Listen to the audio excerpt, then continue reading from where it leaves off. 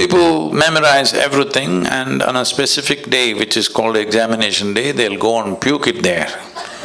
If they puke really well, they are great. You get great score. I puke little. I never puked at all. I never puked at all. You never puked? Never, not even 1 minute. I puke little. But those who puked everything were number one out there. So this is not just in a classroom, everywhere this is built. We are misunderstanding memory as intelligence. As I said earlier, great times are coming when your memory will mean nothing, because there is a simple phone in my machine which has more memory than all of you put together. Hello? So your memory will mean nothing. But if you lose that phone, your memory will be in trouble too. No, we can have it implanted in the skin. Okay. Yeah.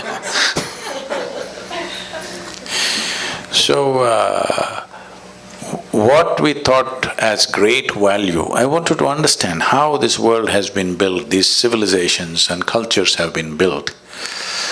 There was a time when nobody could read, all right? So one guy comes and he opens one book. He's got only one book all the time. Well, if you read 10 books, you become a scholar. If you remember 10 books, people say you are a PhD. If you know one book, you become a representative of God. How's this? Forever it's been happening, this will not work in the future. Because my phone will recite all the scriptures put together at one time. Yes, it will. Yes or no? Just because the guy knew how to read, he was acting like a representative of God. Suppose I came to California 1,000 years ago on a bicycle, when nobody had seen a bicycle, you don't know what it is. I came riding on these two thin wheels. Wow! I came and parked here and said, I've just come from heaven on this special God-given vehicle. You would all bow down. So after I finish my whatever bull with you, when I want to go and rest, I take away the front wheel and sleep on it, because if any of you learn how to ride, then my heavenly status will go. But a local brat who's good for nothing took this bicycle with single wheel and started riding it all over the place. Now I'm in trouble.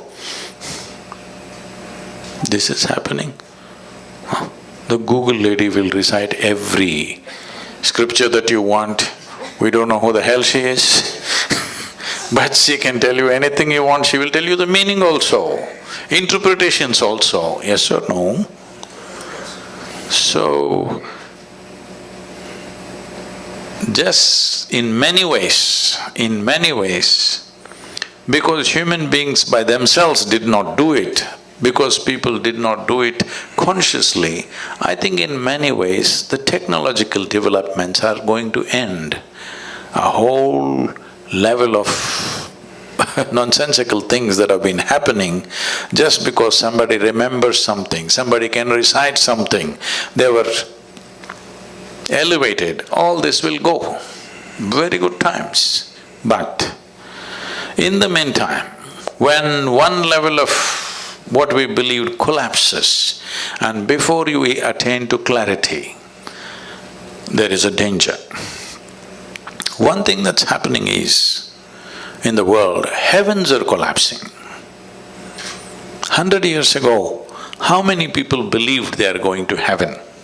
And today, how many people believe they're going to heaven has come down dramatically, isn't it so? So, is it okay? Good, yeah. Real good. This happened in Alabama. Well, a Sunday school teacher was going full fire. This is Alabama, full fire. Unfortunately, the audience were not like you, they were all tiny tots. Catch them young policy. In his rhetoric, he stopped and asked, "What do you have to do to go to heaven?" Little Mary in the front row, she's always in the front row, said, "If I scrub the church floor every Sunday morning, I will go to heaven." "Absolutely."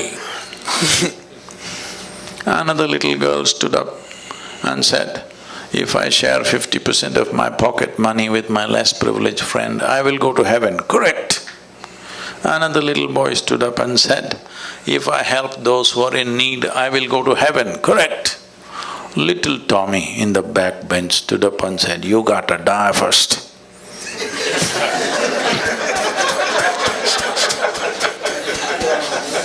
That's a qualification. Yeah. You got to die first. So when we die, depending upon your culture, we will either bury you or burn you or cut you and throw you to the birds. Different cultures, depending upon which culture you are, that they will do. Or in other words, this body is a piece of planet that we gathered slowly. It's good you put it back. I heard that Americans these days are not putting it back anymore. They're building a concrete grave and an aluminum casket. Even when you're dead, you don't want to be eco-friendly. What is this? At least when we die, we should put this goddamn body back into the soil. Absolutely. That's where it came, that's where it should go. But even that they're not doing. Huh? And let the bugs eat it.